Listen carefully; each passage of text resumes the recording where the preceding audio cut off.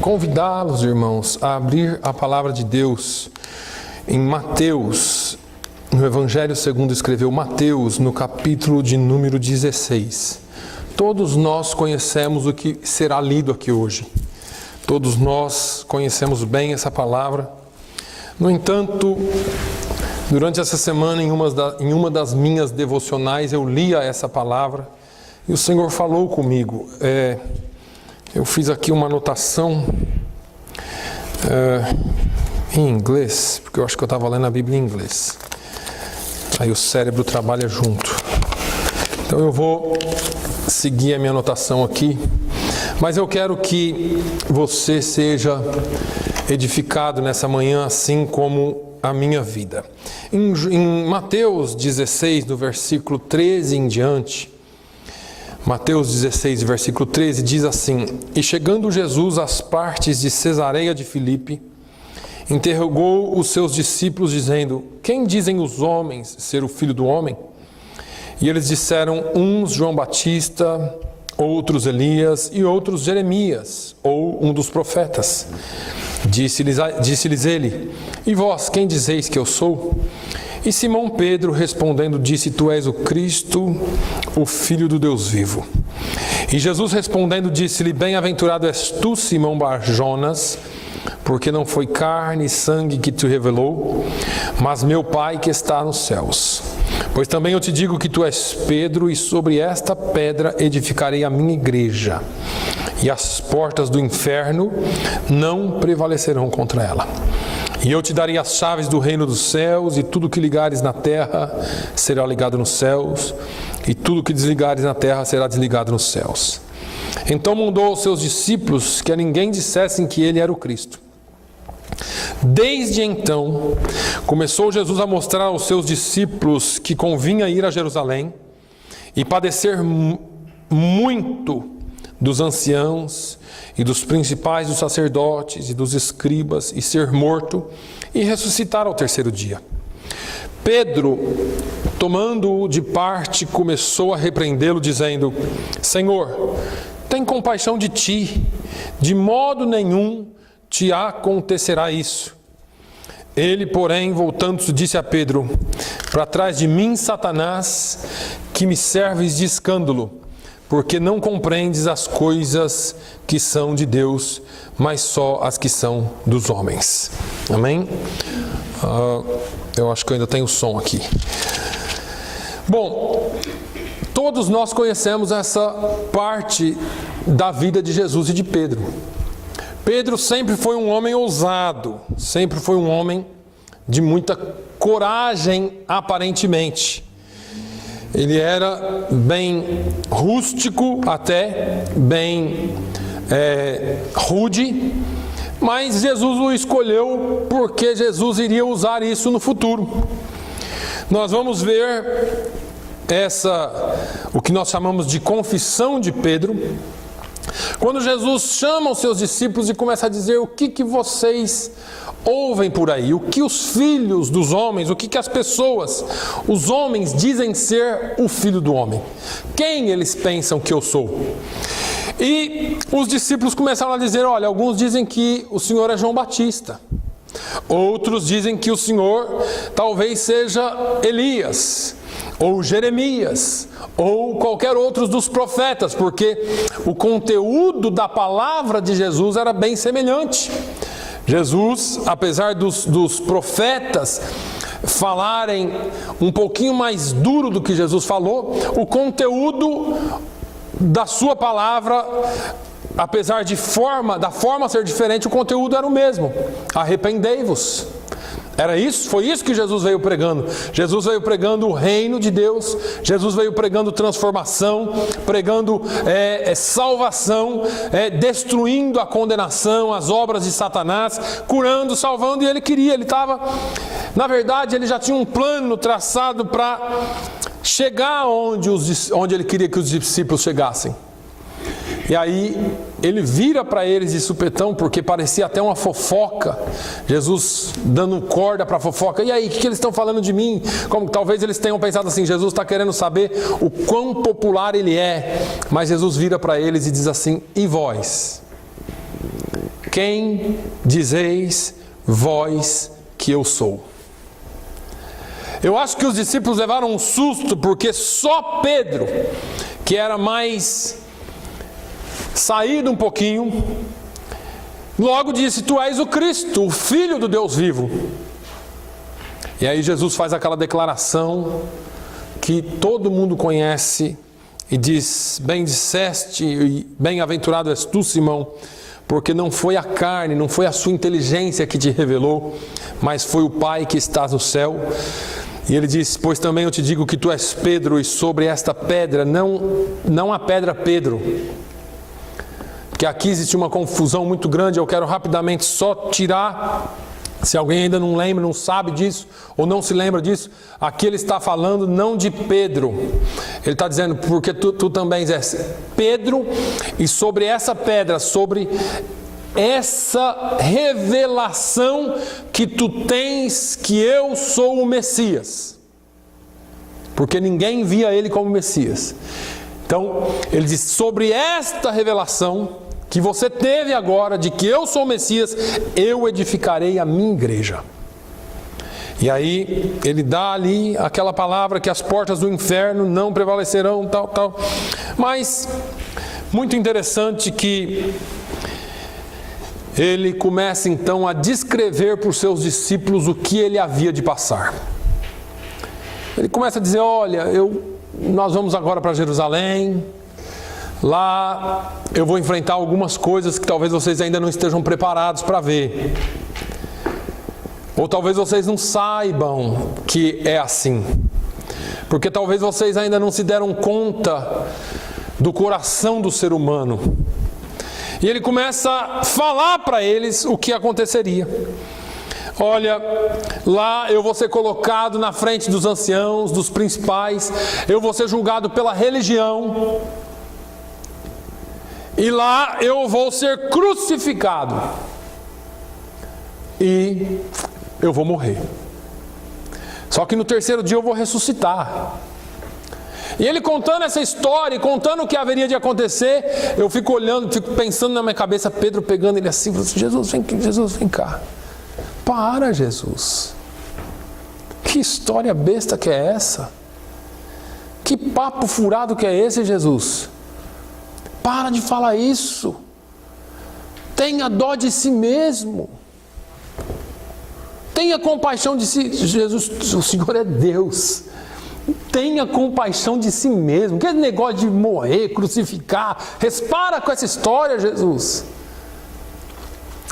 E aí Jesus, o mesmo Jesus, que 5 minutos antes, eu quero pensar assim, talvez passaram-se algumas horas Jesus falando, mas vamos dizer que 5 minutos atrás tinha falado: Pedro, sobre a revelação que você teve, eu vou edificar a minha igreja, e você é um bem-aventurado. O mesmo Jesus, fica imaginando Jesus puxando assim: sai para lá, Satanás, para trás de mim, Satanás. Que para o quê? E Jesus dá uma puxada, uma chamada de atenção em Pedro e fala assim: tu me serves de escândalo. Não era sobre Pedro, sobre a revelação de Pedro, ou sobre a revelação de Pedro, que Jesus disse que edificaria a sua igreja? E agora Jesus olha para ele e fala assim: tu me serves de escândalo, porque não compreendes as coisas que são de Deus, mas só as que são dos homens. Espera aí, Pedro acabou de ter uma revelação de Deus. Agora Jesus fala para ele: você não entende das coisas de Deus. Parece que Jesus aqui foi contradizente, não é? Mas eu quero trazer isso para a nossa realidade.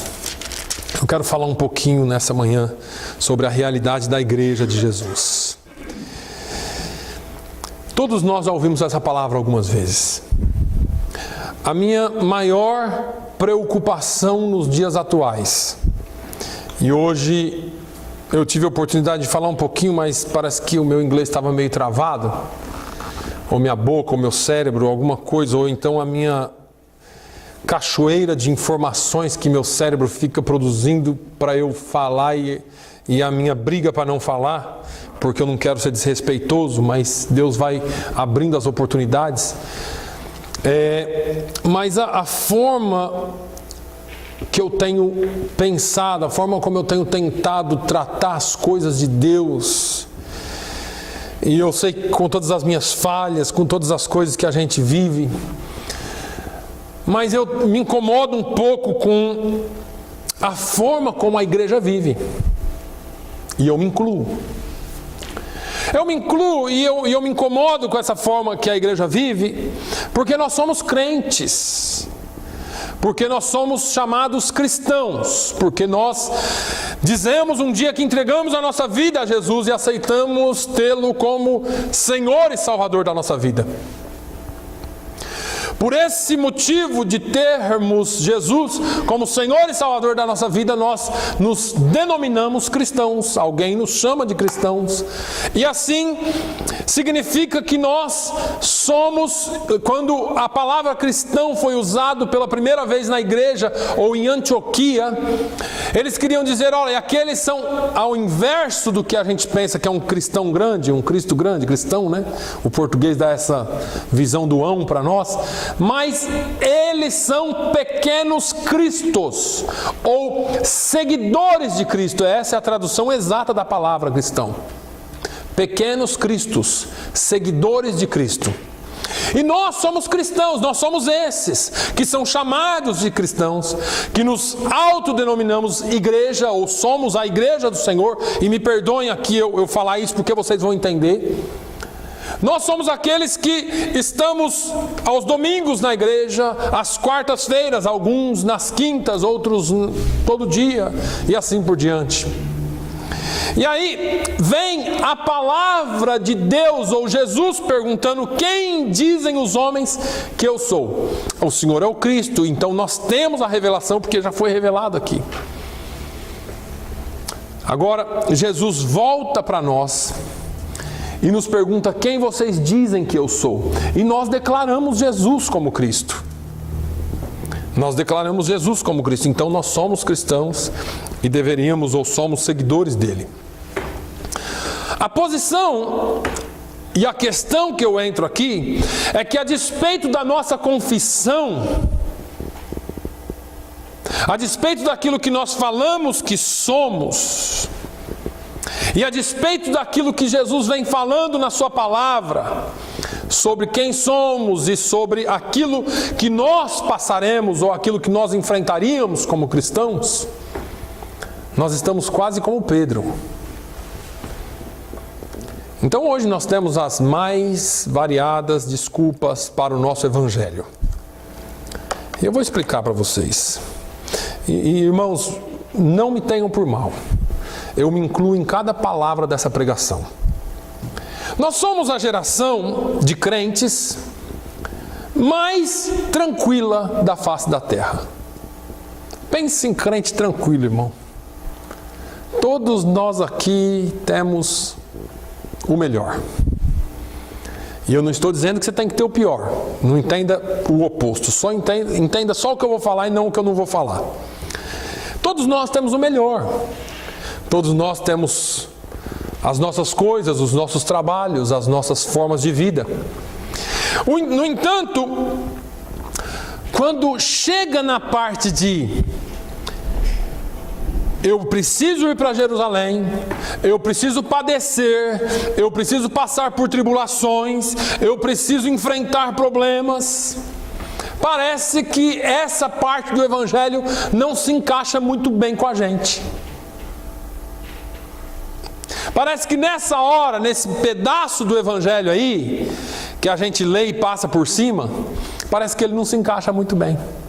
Hoje de manhã eu falei sobre Paulo aqui, escrevendo aos Tessalonicenses, na sua primeira carta, ele disse assim, olha, eu fui pregar para vocês e não foi fácil não. Eu fui preso lá em Filipos, e lá me bateram, lá me perseguiram, lá me ameaçaram, e quando me soltaram, eu fugi. Ele não fala isso, ele fala, eu continuei pregando. Eu tive a ousadia de continuar pregando.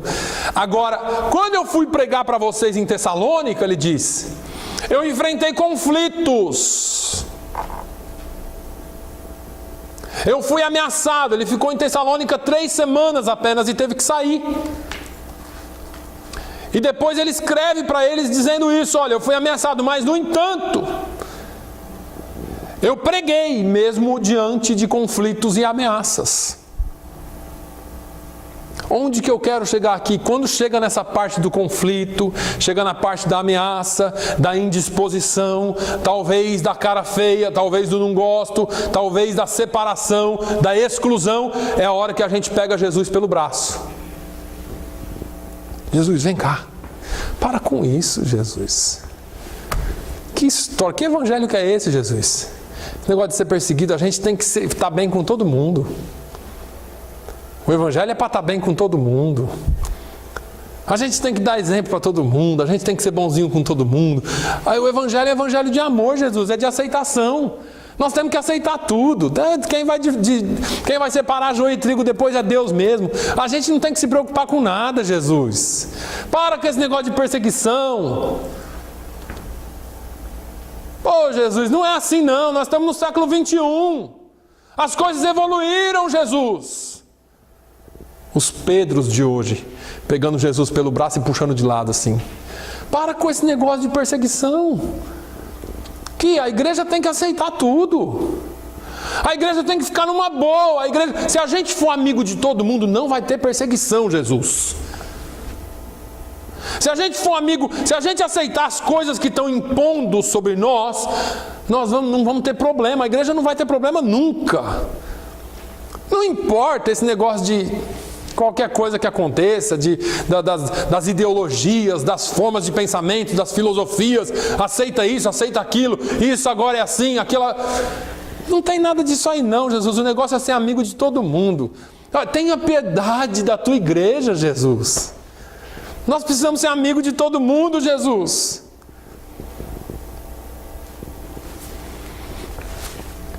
A igreja tem caminhado assim. Recentemente, uma das mais reconhecidas denominações do mundo aceitou o casamento do mesmo sexo e já estão planejando em ter o primeiro pastor homossexual na sua denominação.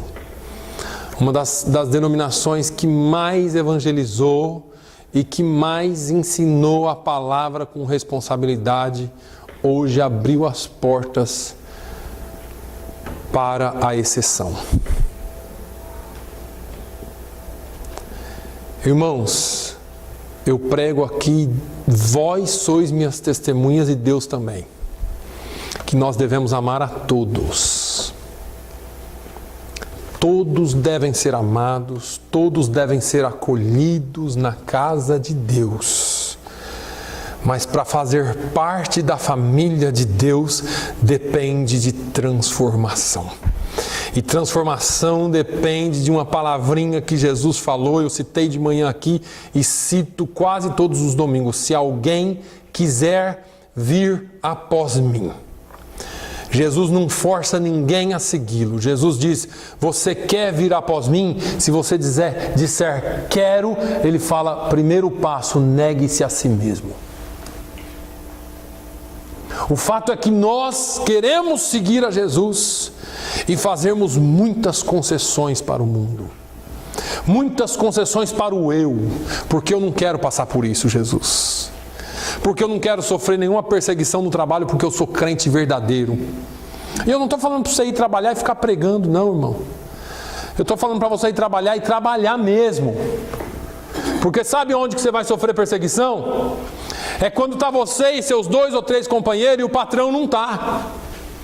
E eles falam assim, vamos dar uma enroladinha aqui e tal, vamos matar um pouco o tempo, porque o patrão não está aí mesmo, não tem ninguém vendo. Aí você crente fala, é verdade, vamos dar uma matada no tempo aqui. O patrão está jogando dinheiro fora na sua vida. Porque você deveria estar produzindo como crente. A gente pensa que ser crente, dar bom exemplo, é só estar bem vestidinho no domingo aqui e falar de Jesus lá fora. Não, você fala com a sua vida. Você deveria produzir, você deveria fazer, não porque o seu patrão está olhando, mas porque você é fiel ao seu trabalho. Você é fiel ao seu chamado. O seu chamado é para caminhar com valor dentro daquilo que você foi chamado para ser cristão. Mas aí os meus companheiros vamos fazer uma festa. Vamos.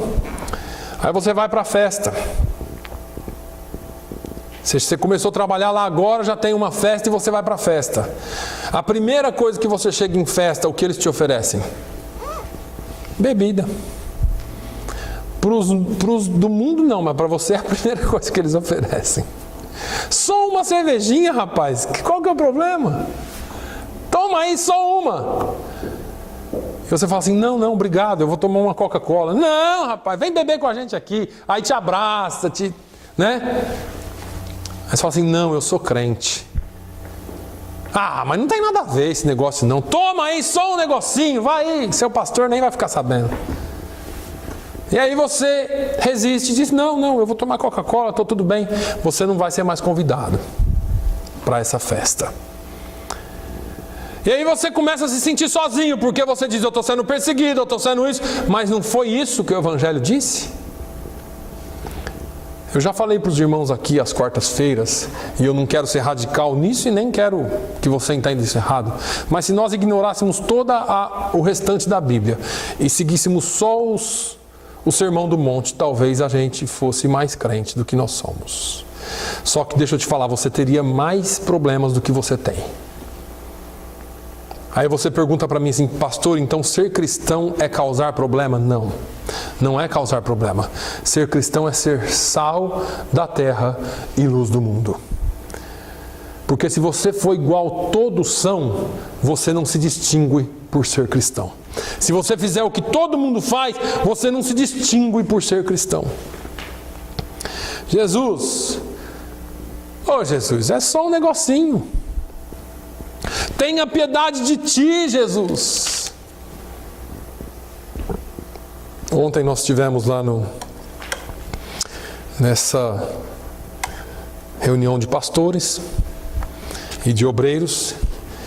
E o pastor que ensinou lá ontem, ele foi muito feliz no que ele ensinou. Mas ele falou da condição da nossa mente. Irmão, se tem um lugar onde você sofre ataque é na mente. Você não vai sofrer ataque no corpo. Felizmente ainda não. Mas é na mente, porque você fica assim, rapaz, é só isso. Não, poxa, por que eu não posso ser igual a todo mundo? Por que eu tenho que ser anormal? Por que eu tenho que ser diferente? Por que a gente não pode viver uma vida como todo mundo vive? Por que eu não posso ser como todo mundo é? Por que eu não posso ter as coisas que todo mundo tem? Ora, você pode. Nós podemos. Mas o que nós estamos falando aqui, o que nós aprendemos é que você pode ter, você pode ser, mas você tem que ser cristão verdadeiro. O fato é que você não pode se deixar moldar pelo mundo. Você não pode deixar se levar pelo mundo. Porque Jesus falou uma coisa para Pedro aqui que é de arrepiar. Você me serve de escândalo, Pedro. Irmãos, entenda uma coisa aqui. Não é porque você está firme na igreja, não é porque você é crente, não é porque você é batizado com o Espírito Santo, fala língua, profetiza, faz tudo o que você faz, que você não pode trazer escândalo para o nome de Jesus. Você tem que orar e pedir pela graça de Deus que você não seja escândalo para o nome dele. Todos nós estamos sujeitos. E deixa eu te falar uma coisa. Você vai, eles vão te oferecer o que oferecem, seja lá qual seja a situação. E se você aceitar, eles vão falar, mas você não era crente. Porque quando você fala, eu sou crente, não tem problema não. Só que na hora que você aceitar, eles vão falar, mas você não era crente. Pronto, o escândalo está feito. O escândalo está feito. Eu já ouvi aqui diversas vezes O irmão Antônio dizendo que quando ele aceitou Jesus e chegou na fábrica, no lugar onde ele trabalhava, tinha várias pessoas lá que se identificaram como crentes. E ele perguntou: como que vocês são crentes? Vocês nunca me falaram desse negócio antes. Eu nunca ouvi vocês dizendo isso antes. Já ouvi testemunhos aqui de pessoas que vão trabalhar e o sujeito que é mais mundano, o que é mais impuro, o que é mais sujo, se declara crente. Você acha que alguém virá a Jesus pelo testemunho de uma pessoa dessa? A pergunta que eu faço hoje é: as pessoas virão a Jesus pelo seu testemunho? As pessoas virão a Jesus pelo meu testemunho? Como tem sido a nossa vida diante de Deus e dos homens? Porque diante de Deus nós temos que estar puros e diante dos homens também. Paulo fala na sua carta aos Tessalonicenses, na sua primeira carta, ele fala sobre a pureza, e eu já preguei sobre isso aqui, em que eles se apresentaram, ou que eles, nesse caso, porque Paulo está falando de Paulo, Silvano e Timóteo, na pureza em que eles se apresentaram diante deles. Porque a nossa exortação, no capítulo 2, versículo 3, diz: porque a nossa exortação não foi com engano, nem com imundícia, ou palavra suja, ou impureza, nem com fraudulência, mas como fomos aprovados de Deus.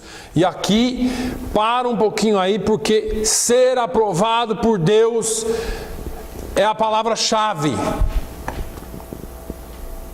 Somos aprovados por Deus? Somos aprovados por Deus? Ou será que Jesus vai olhar para você e dizer assim: para trás de mim, você está me servindo de escândalo? Isso aqui eu estou falando de Pedro, gente, que andava do lado de Jesus. O Pedro, ele era tão íntimo que ele teve a oportunidade de pegar Jesus e puxar de lado. Jesus, no meio de multidões, com seus discípulos, ele pegou Jesus: Jesus, vem aqui um pouquinho, vem cá, deixa eu bater um papo com você. Para com esse negócio de morrer, Jesus. E assim podemos ser nós também nas nossas atitudes todo dia. Eu sou crente, mas não preciso de ser tão radical assim. Eu sou crente, mas não preciso de tudo isso que o pastor está falando, não. Não, espera lá. Paulo fala assim: olha, fomos aprovados de Deus para que o evangelho nos fosse confiado. Assim falamos, não como para agradar aos homens, mas a Deus, que prova o nosso coração. Irmãos, crente não vive de popularidade. Cristão verdadeiro não precisa se preocupar em ser popular. Na empresa, nas rodinhas, na faculdade, onde quer que estejamos, nós não temos que ter essa preocupação. A nossa preocupação tem que ser a credibilidade em nós, pelo nosso testemunho. Será que você é aprovado de Deus? Eu sou aprovado de Deus? Será que nós andamos de tal forma que o mundo pode falar o que for de você, mas não vai ter nada verdadeiro e concreto para falar de você?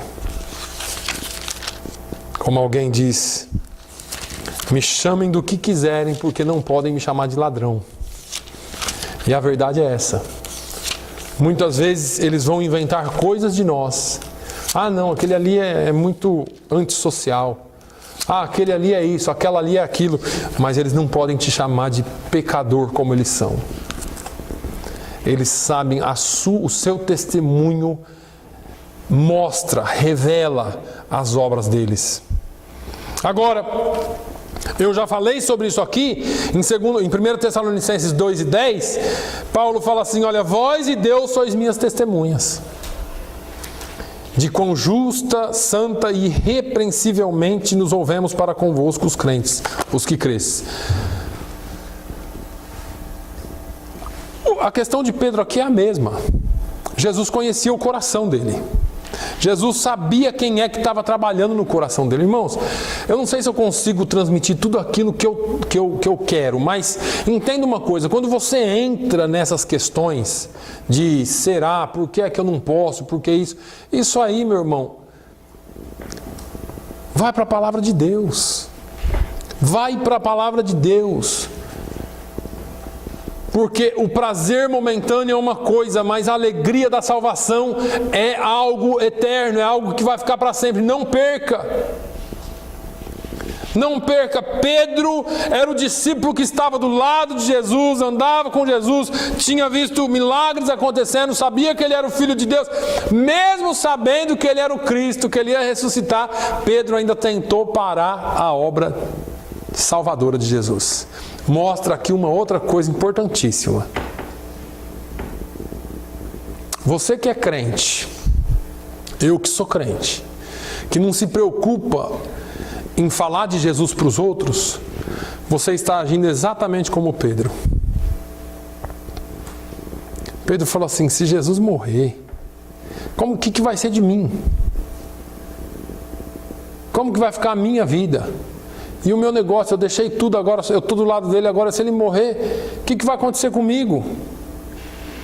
Olha o egoísmo de não querer perder para que o mundo todo fosse salvo. Isso é porque a palavra de Jesus era completa para eles. A gente conhece a palavra aqui e fala de acordo com a nossa perspectiva. Jesus, ele trabalhava com o todo. Todo o projeto, todo o plano da salvação na vida e na cabeça daqueles 12 homens. Agora, Pedro não entendeu isso, não de cara. Tanto que lá em Lucas depois Jesus fala para ele assim: olha Pedro, quando você se converter, fala isso para os seus irmãos, tá? Porque Pedro não falava. Pedro andou com Jesus 3 anos e meio, Jesus chama ele e fala assim, chama os discípulos e fala assim: olha, Satanás pediu para fazer com a vida de vocês assim como faz com o trigo, como malha o trigo. Quem já viu malhar trigo aqui, o arroz? Né, irmão Manuel já malhou arroz? É igual. Quem já fez isso aqui sabe. É aquele giral de madeira e pega os maços e bate, sem dó. Tem que soltar o grão da palha, do ramo. E Jesus fala assim: olha, o diabo pediu para fazer a mesma coisa com vocês. Agora você, Pedro, Jesus sempre virava para Pedro: você, Pedro, a hora que você se converter, você testifica aos seus irmãos, você fala de mim para os outros. Eu imagino na cabeça de Pedro falando: ué, eu estou andando com ele o tempo todo e ele acha ainda que eu sou ele não me conhece. Aí Jesus vem com aquela historinha de novo de morrer. Não, porque eu vou morrer. Não vai. Olha Jesus, eu vou com o Senhor nem que for para a morte. Jesus falou para ele: Pedro, você sempre, né Pedro? Sempre você. Você vai me negar, Pedro. E aí Pedro: não, Jesus, a gente conhece a história. O fato é que mostra todo o egoísmo de uma pessoa que está com Jesus, que tem Jesus e não quer que ele seja parte da vida de outro. Quando você não compartilha Jesus, pelos seus atos, pelas suas ações, pela sua palavra, você está guardando algo que era para ser dividido só para você mesmo. Agora cuidado, porque Jesus disse que se os homens se calarem, as pedras clamarão. Irmãos, ainda temos pessoas aqui para falar de Jesus. Eu creio que ainda nós temos salvos aqui para falar de Jesus. Aqui em Fall River, Deus não vai precisar usar pedras, amém? Deus vai usar a sua vida e a minha vida para falar dele. Nós não precisamos de pedras aqui. Nós temos cristãos, nós temos homens e mulheres de Deus que vão fazer a obra, que vão evangelizar, que vão falar com as suas vidas, com as suas ações. Irmãos, pense nos mínimos detalhes, aquela conversinha, aquela fofoquinha, aquela mentirinha, aquela coisinha, aquele detalhezinho, tudo isso nos impede de ter comunhão completa com Deus. Aí a gente vem e fica com aquele saudosismo. Minha esposa de vez em quando fala, você vive lá no passado, você vive lembrando das coisas do passado. A gente fica com aquele saudosismo, na minha época lá atrás, em 1800, Jesus salvava, Jesus fazia. Mas os crentes não eram como é hoje. O crente andava na rua e todo mundo sabia que ele era crente. Aí você fala, pastor, é por causa da roupa. Não, homem mesmo. E já era até conhecido na cidade. Agora, não é só isso que eu quero dizer, irmãos. Não é a distinção só de aparência. A sua distinção tem que ser lá onde você vive. Hoje de manhã nós terminamos um culto aqui, eu fui aqui para trás, mal consegui fazer o que eu tinha que fazer, porque uma pessoa parou para falar comigo, dizendo, olha, hoje, essa semana aconteceu isso, me contando o testemunho de um encontro que Deus programou para que acontecesse, para que o nome dele fosse glorificado. Quantos encontros que a gente chama de divine appointments, os encontros divinos que Deus marca na nossa vida para abençoarmos pessoas, para falarmos, para testificarmos, para termos a oportunidade de servir, e nós não aproveitamos. Nós estamos tão fechados no nosso mundinho, nós somos crente. Eu não misturo com essa raça, eu sei que aqui não tem isso, graças a Deus. Nós somos todos crentes, salvos, mas veja bem, não pode haver mesmo. A oportunidade que Deus te dá para falar, e às vezes você está correndo. Estou com pressa, nossa, eu preciso fazer isso, preciso fazer aquilo. Eu falei aqui hoje de manhã, às vezes eu estou fazendo alguma coisa muito importante. Mas quando o telefone toca, principalmente quando é alguém que não liga todo dia. Tem gente que liga todo dia no meu telefone. Obrigado, muito bom. Mas quando é alguém que não liga todo dia, eu posso estar fazendo o que for. Eu peço licença e atendo. Você sabe por quê? Porque o nosso foco principal precisa ser servir. Precisa ser pessoas, não coisas. Nós nos preocupamos demais conosco mesmos. E eu não estou dizendo que você não precisa se preocupar, nem ser responsável. Eu estou dizendo que precisa haver um espaço no seu coração para pessoas, para almas, para vidas. Deixa eu só te fazer uma pergunta. Você acha que Deus te colocou onde te colocou para quê? Você acha que Deus tem te levado onde Ele tem te levado por quê? Isso é uma questão de convicção. Quando nós temos convicção de quem somos e de que estamos aqui para um propósito, você não vai levar nada por coincidência ou simplesmente por rotina. A minha rotina diária de trabalho, que eu entro na rotina, não deveria ser rotina. Todos os dias deveria haver algo novo na minha vida. E na sua também. Mas na nossa correria, nós desperdiçamos muito daquilo que Deus tem para nós e para a vida de outros através de nós. Irmãos, eu já falei para os irmãos, eu prefiro que você saia daqui pensando do que pulando. É melhor você sair daqui pensando, é melhor você não estar muito contente com essa palavra hoje, mas que você saia pensando aqui sobre a sua condição como cristão. Será que você tem sido como Pedro, que tem a revelação de que Jesus é o Cristo, que é salvo, mas que daqui a pouco Jesus vai falar para você, você não entendeu nada? Porque não compreendes as coisas que são de Deus, mas só as que são dos homens. Assim vai a igreja. Vivemos o nosso dia a dia todo compreendendo as coisas que são do homem, sabemos de tudo. Você sabe o quanto tem que pôr na massa da coxinha, o outro sabe o quanto tem que pôr de água na massa que vai passar na parede, o outro sabe o quanto tem que pôr de pressão para quebrar, o outro sabe o que tem que fazer, e assim eu sei a matéria que eu tenho que dar aula, e a gente está envolvido nas coisas dos homens. Mas dentro daquilo que você está fazendo, existe um propósito de Deus.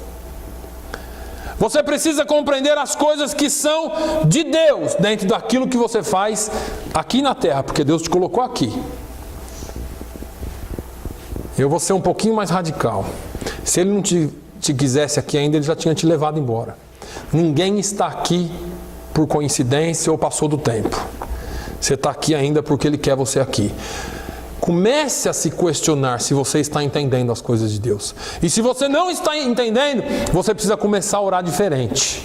Em vez de você ficar orando para Deus te abençoar, te dar isso, te dar aquilo, Senhor abre porta, Senhor isso. Comece a orar por um motivozinho que eu já tenho falado aqui algumas vezes. Senhor, me mostra as coisas de Deus, me mostra como eu posso ser bênção na vida de alguém. Me mostra como que eu posso ser resposta de oração de alguém. Alguém está orando por alguma coisa, Senhor, que eu possa ser usado para ser resposta enviada por Ti na vida dessa pessoa. Quanta gente você acha que orou hoje desesperado? Quanta gente que talvez nem orou, mas falou no seu interior dizendo assim: eu não suporto mais, eu não aguento mais. E você tem a resposta, eu tenho a resposta, mas nós seguramos para nós mesmos. Não, Jesus, não vai passar por isso aí não.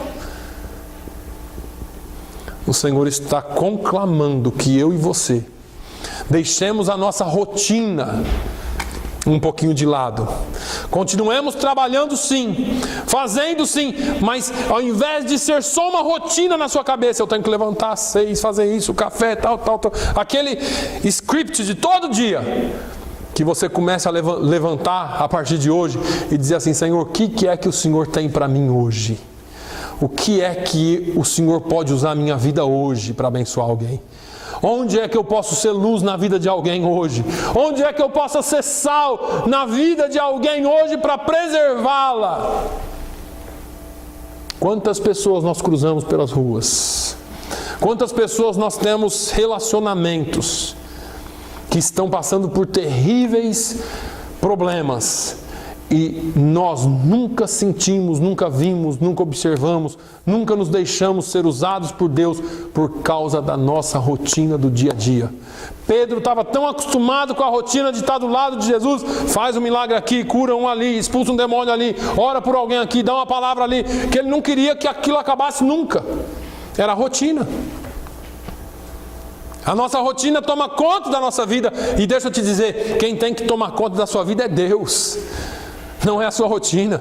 Se você tiver que quebrar a rotina para abençoar a vida de alguém, faça, porque o investimento na eternidade é muito melhor do que o investimento aqui. Por favor, pense nisso, no nome de Jesus.